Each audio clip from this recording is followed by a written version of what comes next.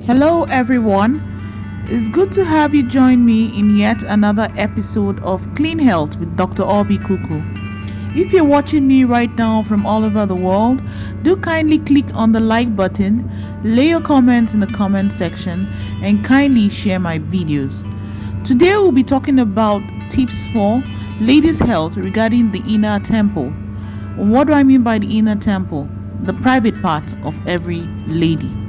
Please pay rapt attention as we go through this episode. Thanks so much for listening. Today, I would like to elaborate on 4 important tips for ladies' inner chamber. Number 1, do not use soap to wash your vagina. What is your vagina? Your vagina is that 4 centimeter hole which connects the outer part of your urethra with your cervix and womb. Neutral pH is 7.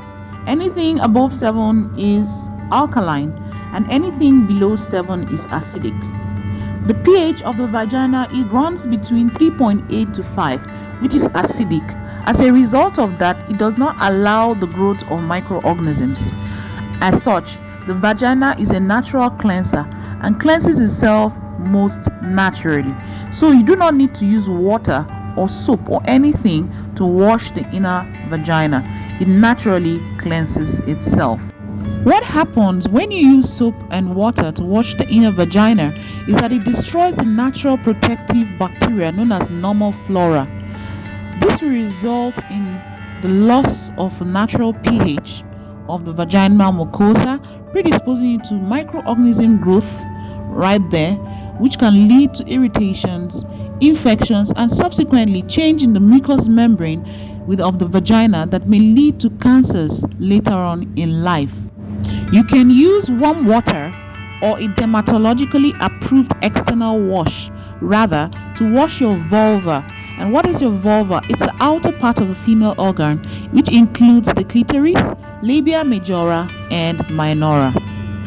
Number 2, avoid vaginal douching or insertion of traditional or native concoctions said to be aphrodisiacs.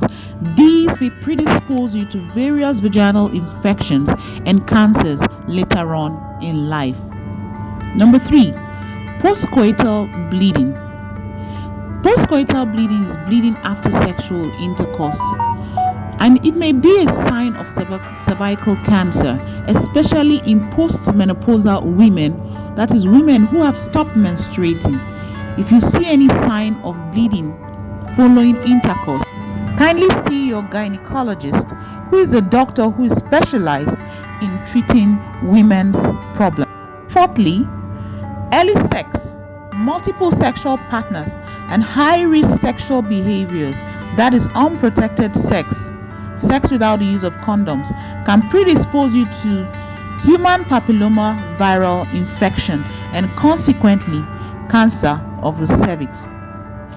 This is aside from sexually transmitted diseases like syphilis, gonorrhea, pelvic inflammatory disease, which is an inflammation within your pelvic region associated with lower abdominal pain, foul smelling, whitish to yellowish discharge, which, if persisting for over a long period of time and not properly treated by a gynecologist, can result in blockade of the fallopian tubes, resulting in infertility later in life. Cannot overemphasize another sexually transmitted disease known as HIV/AIDS, which is the human immunodeficiency viral infection that consequently leads to autoimmune deficiency syndrome. Please play safe sex and try and listen to this little admonition from a physician. Do kindly click on the like button, lay your comments in the comment section. If you have any questions, do ask your questions. Kindly share my videos and see you in the next session. Thanks so much for listening. Dr. Obi Kuku.